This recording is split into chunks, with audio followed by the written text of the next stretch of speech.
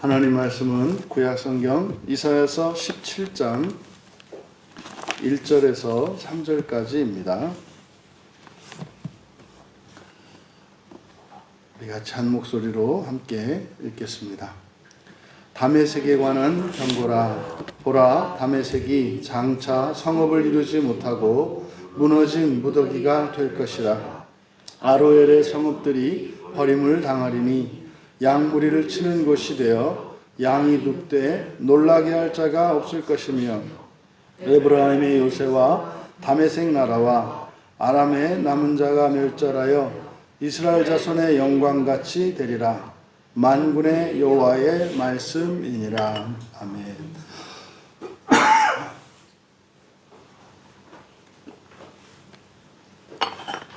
성경에 게시된 신탁의 교훈이라는 제목으로 말씀의 은혜를 나누고자 합니다. 이제 본문은 이제 4절에서부터 시작되는 북이스라엘의 멸망에 대한 예언에 앞선 이제 다메섹에 대한 하나님의 계시인데, 다메섹은 이제 아람의 수도입니다. 그래서 오늘날의 시리아죠. 그래서 아람의 수도인 이 다메섹의 멸망에 대한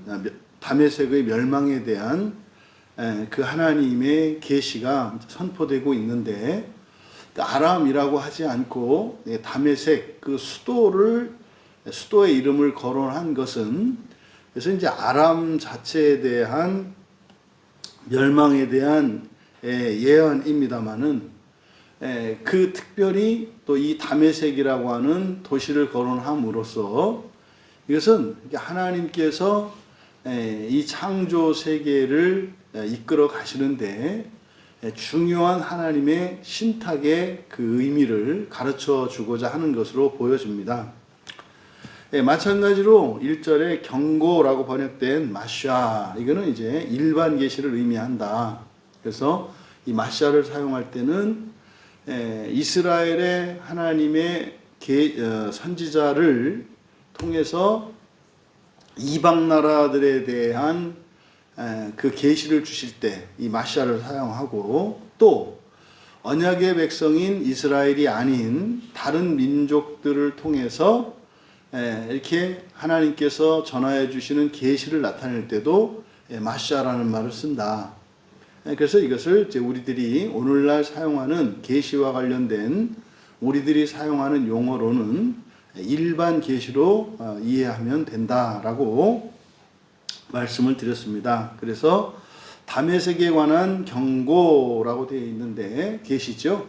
그러니까 이제 다메섹은 이스라엘이 아닌 이제 아람에 대한 하나님의 계시이기 때문에 마샤를 사용했습니다.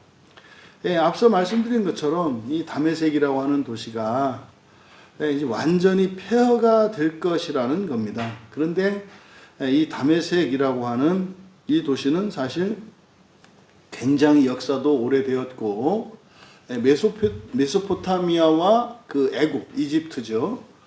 그 사이를 연결하는 중요한 그 무역의 중심지입니다. 그러니까 이 도시는 아람에서도 수도로 삼고, 오늘날 시리아도 수도로 삼고 있는 만큼 굉장히 중요한 위치에 있는 도시예요.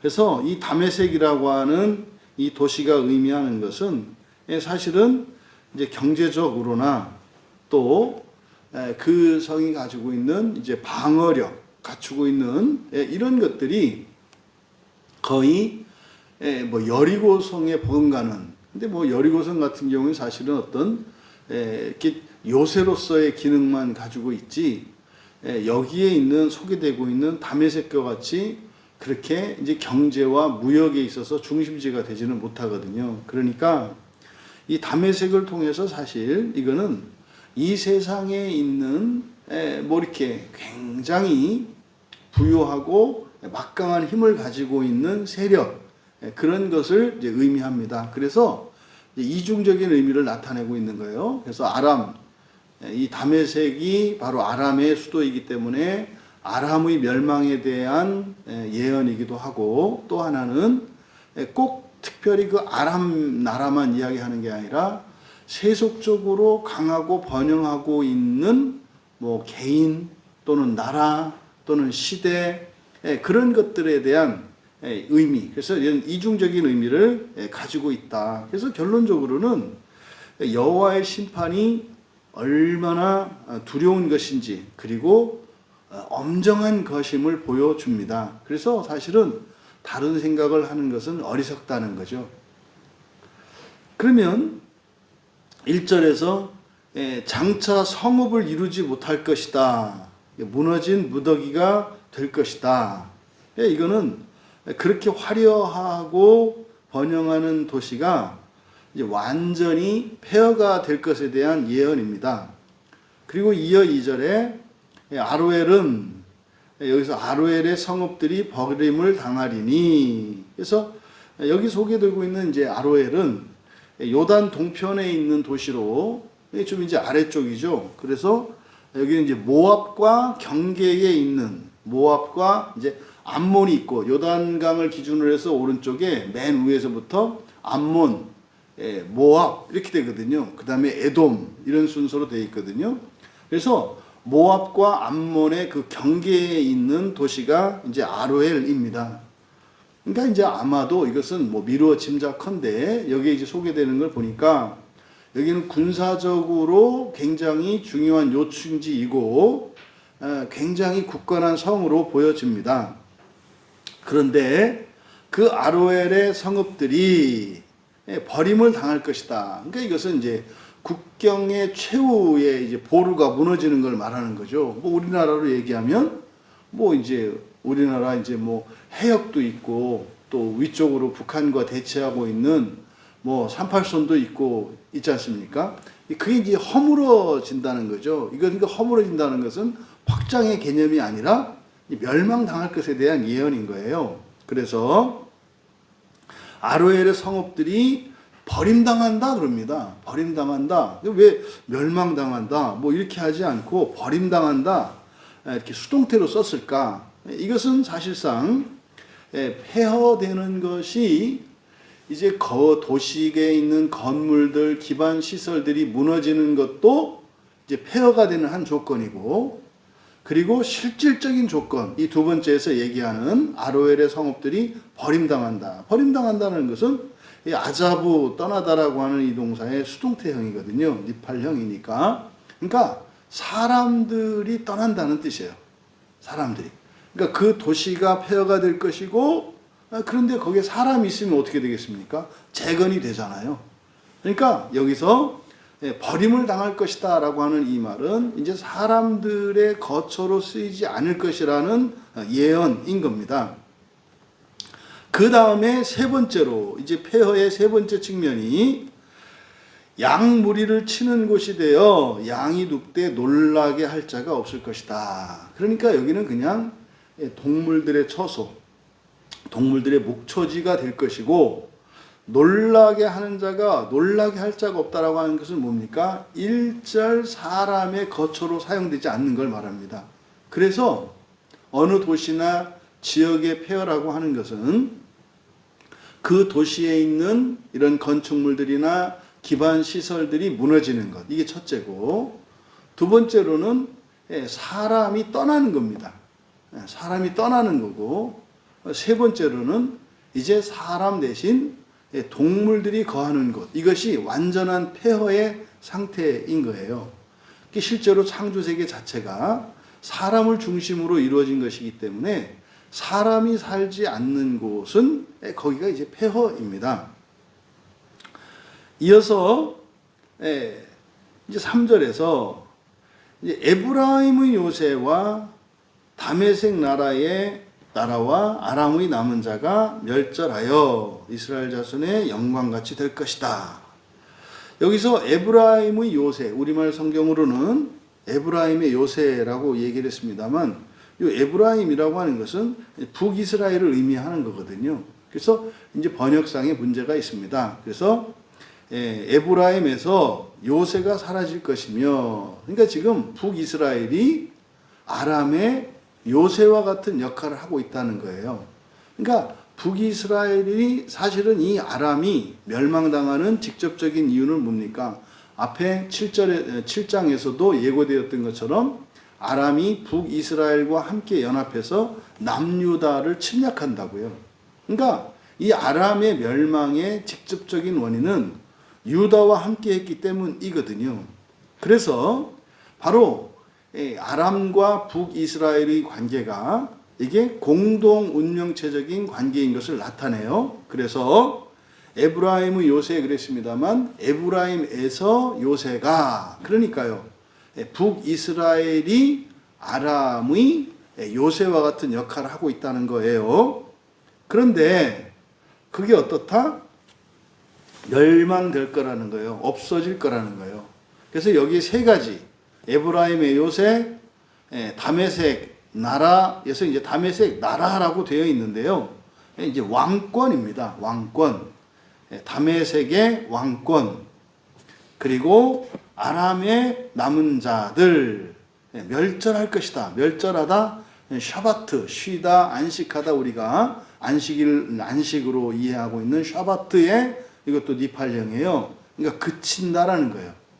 더 이상 존재하지 않는다는 거죠. 그래서 아람의 보호막이 되는 이제 북이스라엘이 이제 멸망할 것.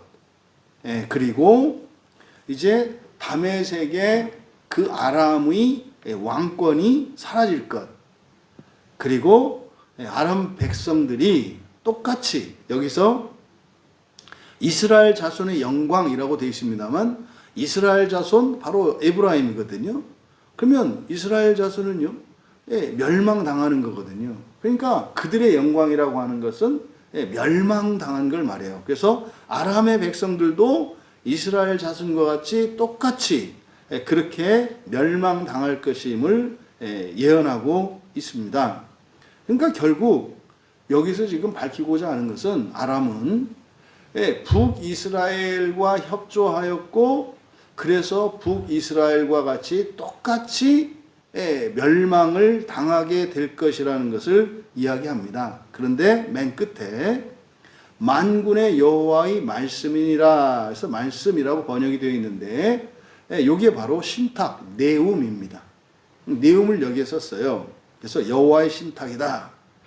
그러면 바로 여호와의 신탁의 내용, 그러면 이제 설교의 제목을 이제 성경에 게시된 신탁의 교훈이라고 이제 말씀드렸던 것이 내용, 그러니까 하나님의 신탁에 대해서 성경에서 이제 말씀하는 바를 이제 한번 쭉 찾아봤습니다.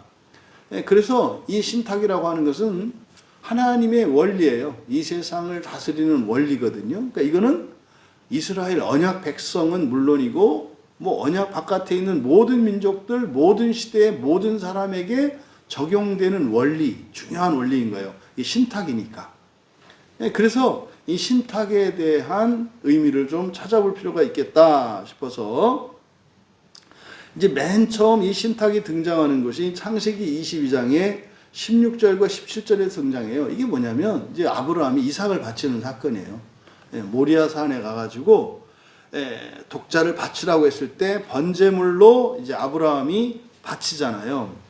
그때 여호와께서 아브라함에게 신탁을 주세요. 그러니까 이거는 굉장히 중요한 원리거든요. 그 핵심적인 내용이 뭐냐면 큰 복을 약속하시고요. 그리고 많은 자손, 그래서 자손의 번성, 그리고 대적을 정복할 것이라고 하는 신탁을 주세요. 근데 그게 뭐였습니까?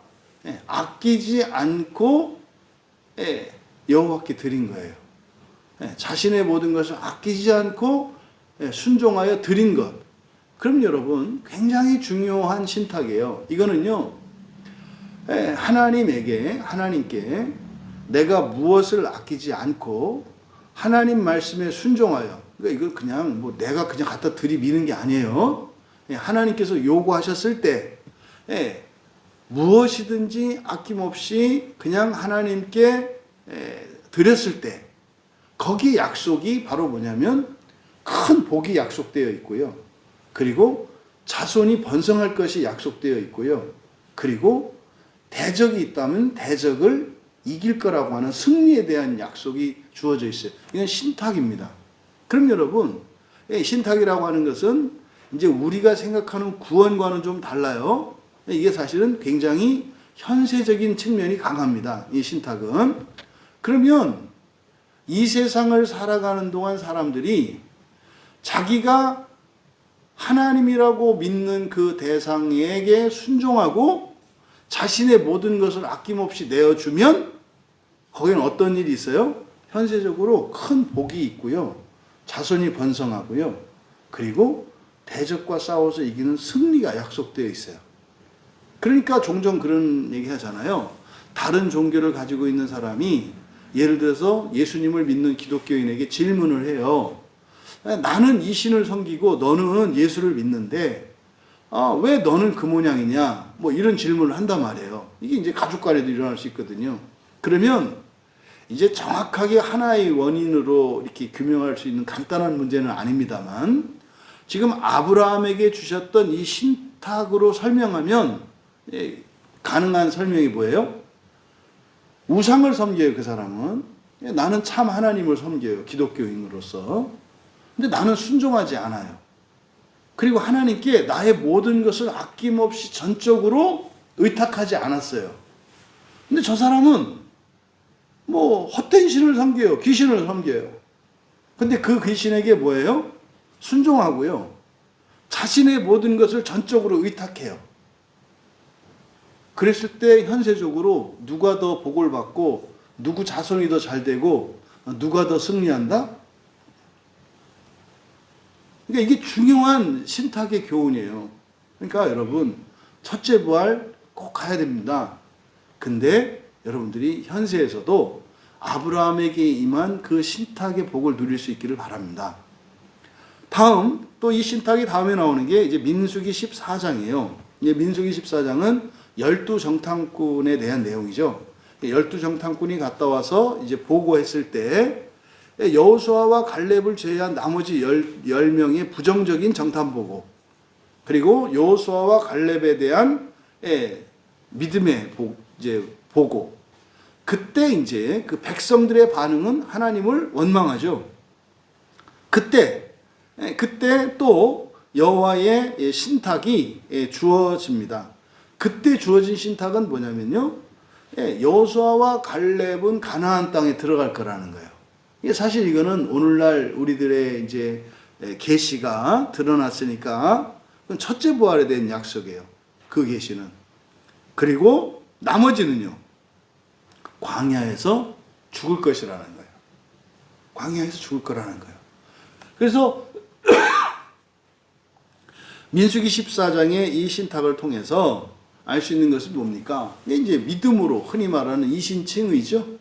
믿음으로 정말 하나님이 그렇게 하실 수 있고 하실 것이라고 하는 믿음으로 나아갈 때 그들에게는 바로 구원에 대한 약속이 있고요. 그게 없으면 자기가 믿는 바가 하나님이 아니잖아요. 그러면 뭐 할 거다? 멸망당하고 죽을 거다. 근데 사실은 이거는 종말론적으로 지옥에 대한 예표이거든요. 그러니까 믿음이 없고서는 그 나라에 들어갈 수 없다는 신탁이에요. 그 다음에 나오는 신탁이 이제 민수기 24장. 요거는 이제 발람 선지자의 예언이죠. 그러니까 이 발람 선지자도 이방인 선지자니까 그가 하는, 사실은 이 바락이 발람을 데려다가 이제 이스라엘을 저주하게 하려고 데려왔는데, 저주하려고 왔는데 실제로 그렇게 해서 한몫 챙기려고 왔죠, 발람이. 근데 하나님께서 그에게 신탁을 내리세요. 그래서 되게 이스라엘을 저주하는 게 아니라 오히려 축복하게 만든다고요. 그래서 발람 선지자가 했던 그 예언, 신탁이죠. 이제 민수기 24장에 이제 그 3절과 4절, 15절, 16절에 이제 그 신탁이라고 하는 단어가 사용되고, 민수기 24장 17절에서 20절에 걸쳐서 그 신탁의 내용이 나옵니다. 이게 그 핵심적인 뭐냐면, 그 이스라엘 백성들, 지금 가나안 땅 그 요단강 도하를 앞두고 있는 그들에게서 한 별이 나올 거다 그래요. 한 별이. 한 별. 이게 이제 사실은 예수 그리스도 메시아 탄생에 대한 예언이거든요. 그래서 그 메시아가 모든 자들을 이제 멸절시킬 거다라고 하는 그런 예언입니다. 그러니까 이 신탁을 통해서 바로 참 하나님을 섬기는 자들을 통해서 온 인류를 구원하시는 하나님의 구원자 메시아 한 별이 나타날 것에 대해서 이제 예언되어 있습니다. 그 다음에 이제 하나 더 살펴볼 게 사무엘상 이제 2절에 바로 이제 그 어린 사무엘에게 임했던 하나님의 신탁이 있어요. 그때 사무엘에게 임했던 신탁은 엘리 제사장 가문이 이제 제사장 직분에서 퇴출될 거라는 예언이에요. 그러니까 엘리 제사장 가문이 이제는 그들의 사명을 다하지 못하고 세속화되어서 영적으로 어두워졌기 때문에 그들의 그 가문의 제사장 직분을 취하시는 그 예언입니다. 그래서 거기에 중요한 원리를 신탁을 하나 가르쳐 주시는데 뭐냐면 나를 존중히 여기는 자를 존중히 여기고 나를 멸시하는 자를 내가 경멸할 것이라고 하는 신탁입니다. 그래서요, 이 신탁들을 가지고 우리들이 현세를 살아가는데 도움을 얻을 수 있다. 그러면 이 성경에 나타난 이런 신탁들의 교훈이 무엇인가? 첫 번째로 바로 다메섹의 멸망에 대한 경고를 통해서 얻을 수 있는 그 교훈이 뭡니까? 아무리 세상에서 강력하고 뛰어나고 부와 모든 자원들을 소유했다 할지라도 여호와를 대적하면 반드시 멸망한다는 사실이 우리가 여기서 얻을 수 있는 교훈이에요. 그러니까요, 아무리 뛰어나고 아무리 막강한 군대를 가지고 있고 아무리 많은 자원을 가지고 있다 할지라도 여호와를 대적하면 어떻게 한다? 반드시 멸망한다라고 하는 교훈을 얻을 수 있고요. 그러면 그들의 멸망의 원인을 통해서 우리가 얻을 수 있는 교훈이 있는데, 아람이 바로 다메섹이 그러니까 망할 수도 없는 도시인데 그렇게 망하게 되었던 그 원인이 뭐예요? 북이스라엘과 연합한 거예요.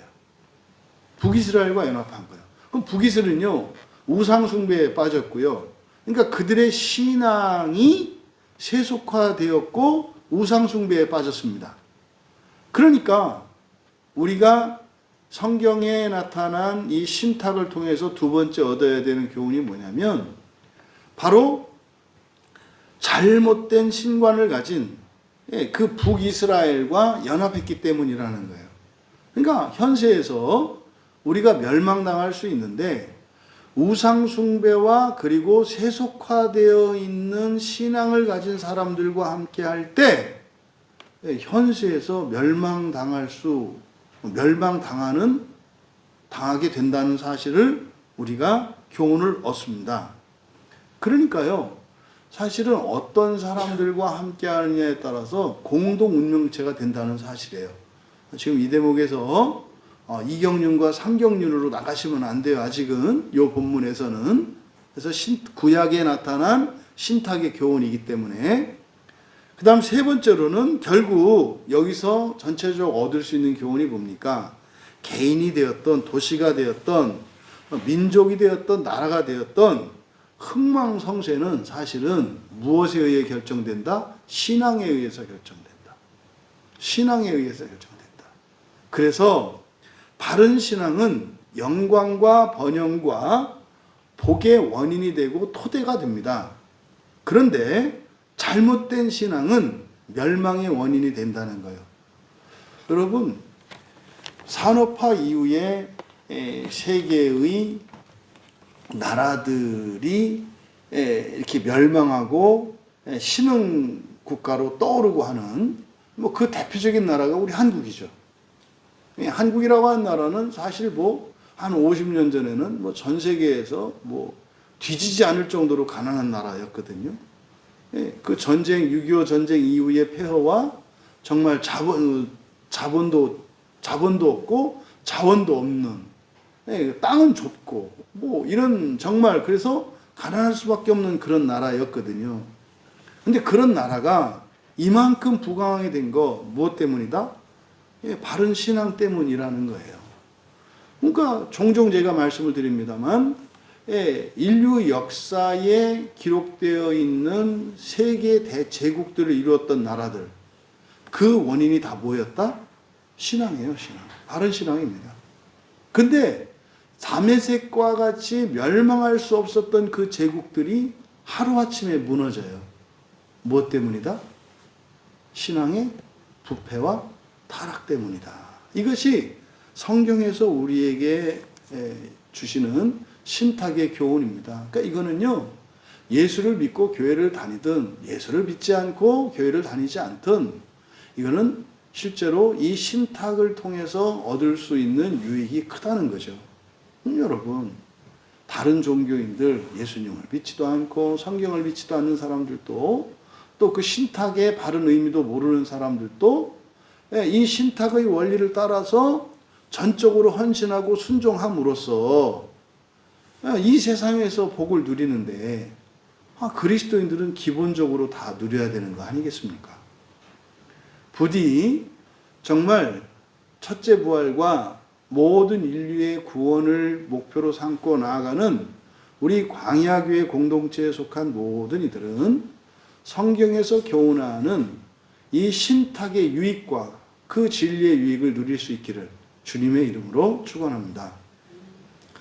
존귀하신 하나님 아버지, 성경에 게시된 하나님의 신탁을 통해 현세를 살아가는 이들에게 하나님의 말씀을 통해 얻을 수 있는 복과 그 약속에 대해 살펴보았습니다.